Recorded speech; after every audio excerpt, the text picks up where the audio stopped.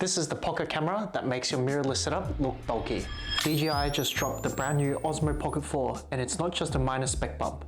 We're talking 4K 240 frames per second, professional grade DLOG, and enough internal storage that you can finally throw your SD cards away. This will be a quick impressions and review video of my experience using this for the last couple of weeks. Before we begin, hi, my name's Henry, and I'm a photography and video creative here on YouTube and on Instagram.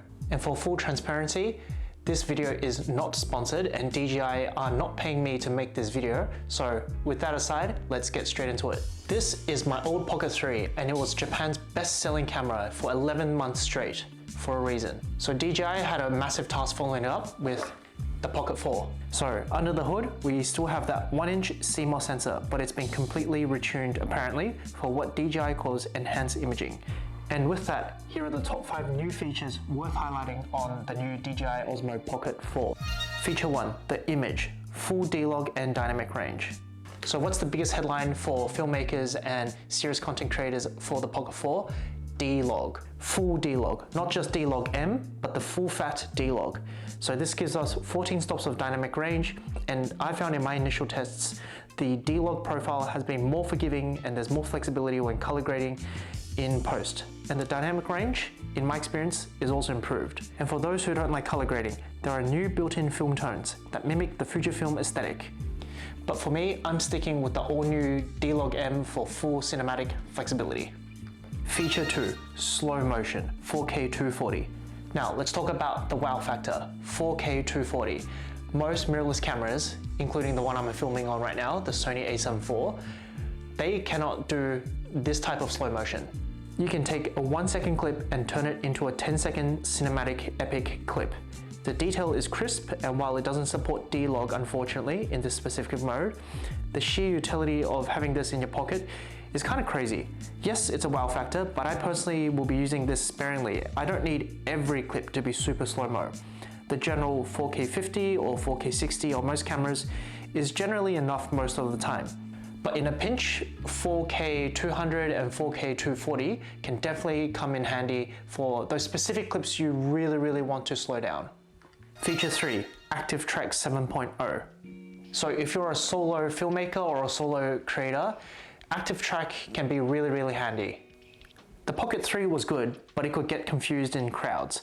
The Pocket 4 I find is just a little bit stickier, so you can walk behind a pole or a person and the tracking predicts where you'll pop out and reacquires you almost instantly. Just flash up your palm to start tracking yourself, and then flash a peace sign to start recording. No more running back and forth to the camera to check if you've hit that button. Feature number 4, ergonomics and storage. So the ergonomics on this are largely the same, but they've definitely been improved, and this is where they've been improved. We have a brand new 5D joystick that feels more like a mini version of the controller you'd see on a sort of PS5 controller. It's more sensitive and has more travel distance. There's also a dedicated zoom toggle and a customizable C button. And the killer feature, 107 gigabytes of internal storage. We've all been there. You arrive at the location of your shoot and you realize your SD card's sitting on your desk still.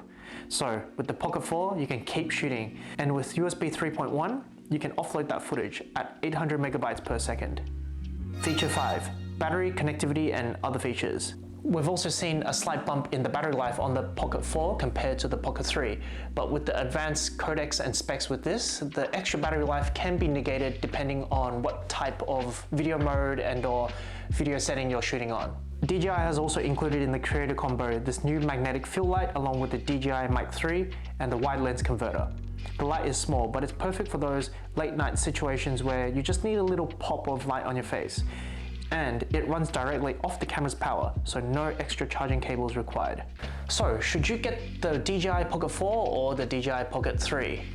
I would recommend the Pocket 3 and the Pocket 4 to the following. If you're purely just want to document your everyday life, holidays, travel, etc., but you want to save the hassle of color grading, get the Pocket 3.